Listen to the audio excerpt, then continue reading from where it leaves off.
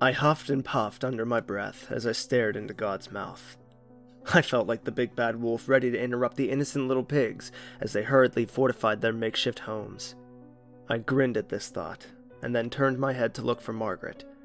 She was a couple feet down the hill from the entrance of the cave, holding a walking stick close to her petite breasts.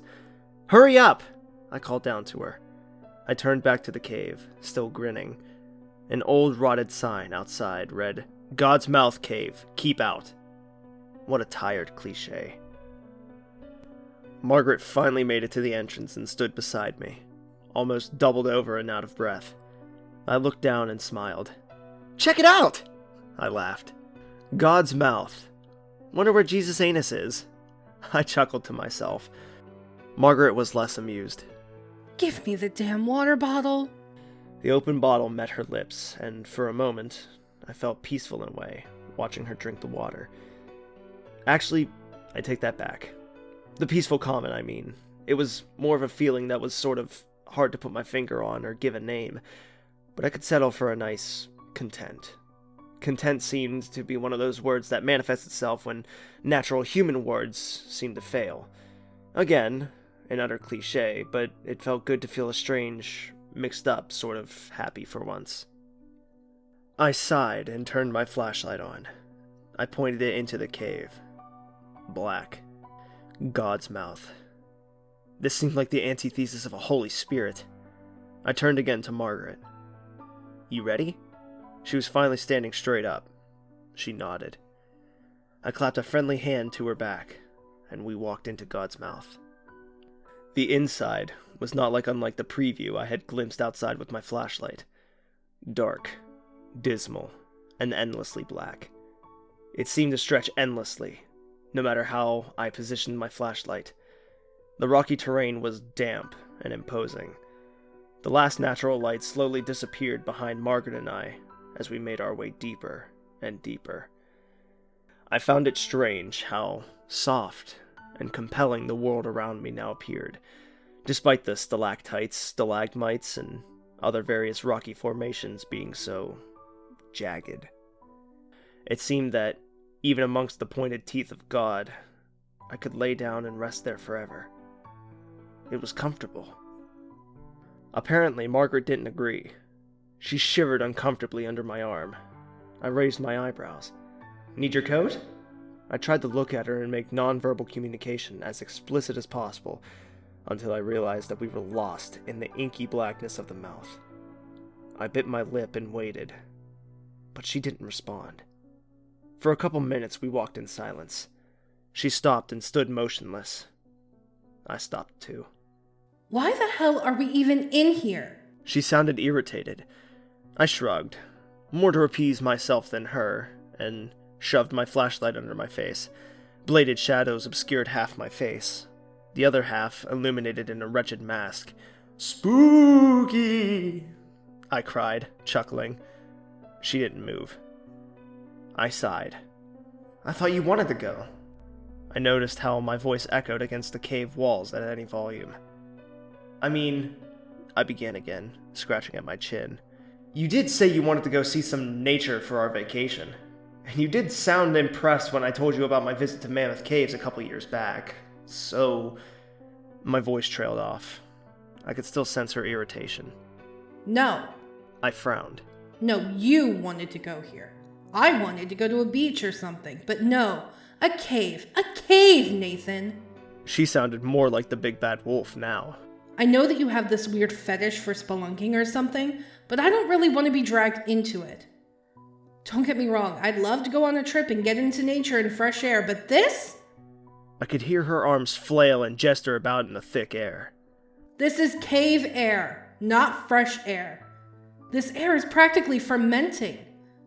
Plus, isn't this illegal? Can we please just leave?" We both stood there. The only sound that could be heard was the electricity in the air being stifled and smothered by the damp atmosphere. Finally, I began to walk. I didn't hear Margaret follow me, but I kept moving forward. Then, "Nathan! Stop! Please, stop!" So I stopped. "I'm sorry." I could hear her moving closer to me. I'm tired, and I'm not used to running and climbing around in the lake. I'm just tired. It's okay. She gripped my arm. Really, it's fine. I shook my head. Which way is out? I don't remember. I could feel Margaret physically pause. Neither of us could remember. Somehow, in the confusion of our argument, I'd forgotten which way we had been moving. Idiot, I thought to myself. I should have brought a goddamn rope or something to trail from the entrance of the cave. I had to take action, so without much thought, I turned 180 degrees and said, "This way." We walked for what seemed to be hours. My feet were tired and sore, and I could hear Margaret's groans from behind me. She held my hand tightly. I felt terrible. This was my fault. Then, I froze. Hey, put your hand out. Feel this rock." I could hear Margaret's bare palm press against the stone. "Isn't this, abnormally warm?" She didn't say anything. I began to work my way along the wall, feeling it as I went, shining the flashlight in front of me. Suddenly, I felt a sharp pain on my head as the ceiling of God's mouth met with my scalp.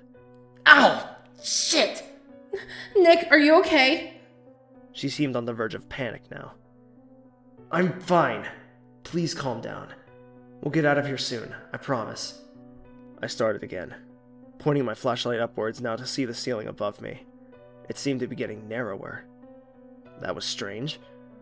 "Listen, Margaret, babe, I think we gotta turn around." Margaret sighed next to me. Again, we walked for a decent length. I kept my flashlight pointed upwards this time. Sure enough, the space in the cave seemed to become smaller and smaller. If there was any resonating light left in God's mouth aside from my flashlight, I'm sure Margaret would have been able to see the whites of my eyes spreading in panic.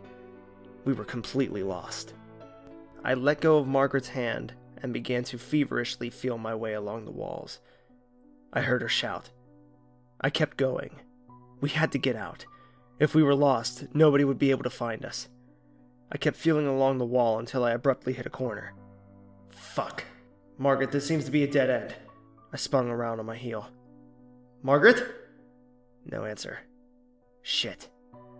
I began to repeat my process again, almost running as I felt the wall run past my fingertips. Cool, damp rocks and jagged spears. Suddenly, I found myself at a corner again. Fuck! Margaret! I was belting her name out now. In the corner of the cave's maw, where I had been thwarted so many times already, I heard a noise. It sounded like muffled static from a television. I pressed my ear against the rock. It seemed to be getting even warmer now. I heard the faint sounds of Margaret on the other side of the rock. She was screaming. No. No. I began running haphazardly into the walls around me. With dawning realization came a wave of sheer horror. There was no entrance. There was no exit. Only these four corners and me. I could feel blood begin to trickle from the cut I managed to get by bashing my body into the cave walls. They were closing in on me. They were coming in for the kill. And soon, they would be pressing in on my skull and crushing my ribcage. I sat there for hours, waiting for death. My flashlight was becoming dim and blinking. Finally, I felt the soft touch of these rocky walls press against my back. I began to cry as I lay down on the ground. I let my flashlight roll on the small hills of stone as I quietly stayed prone, tears dripping down my face. I turned and looked at the flashlight. Its last fading beams of light pointed at something not far away from my face. I squinted in the darkness. My eyes widened and I felt tears fall even harder from my face.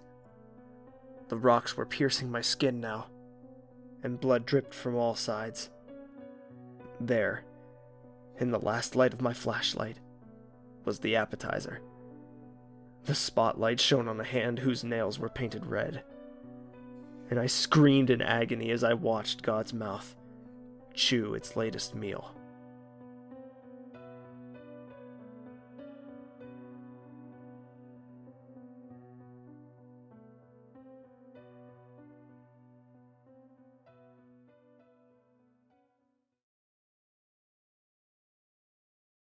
Check it out! I laughed. God's mouth. Wonder where Jesus' anus is. Maybe if I could actually say it. I'm sorry. Margaret was less amused. Maybe let me say that one more time. The inside was not unlike the... Oh, sorry. I read it and I stuttered. Okay. I'm sorry. Okay. It seemed that even among... Ugh, she shivered uncontrollably? Really? That's not the word. It's uncomfortably. God. Okay, here we go. You did say you wanted to go to... Oh, sorry.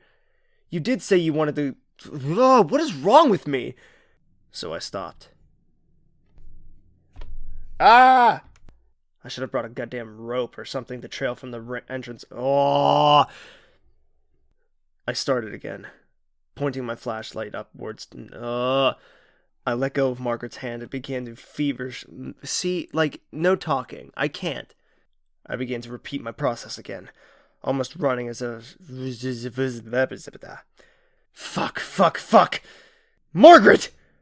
Yeah, that was bad. Sorry, let me do that again. I could feel blood begin... Swear to Christ, dude, I can't talk. I squinted into the darkness. Nope. I squinted in the darkness. Sorry, there was a motorcycle. That time, actually, that one was not my fault. Hey guys, do you like our content? Do you want to support the show? Click the link in the description below to visit our donation page. All proceeds go towards new and better equipment and games you want to see us play. Everyone who donates will get a special shout out at the end of future videos, and we're currently working on setting up some special perks for you.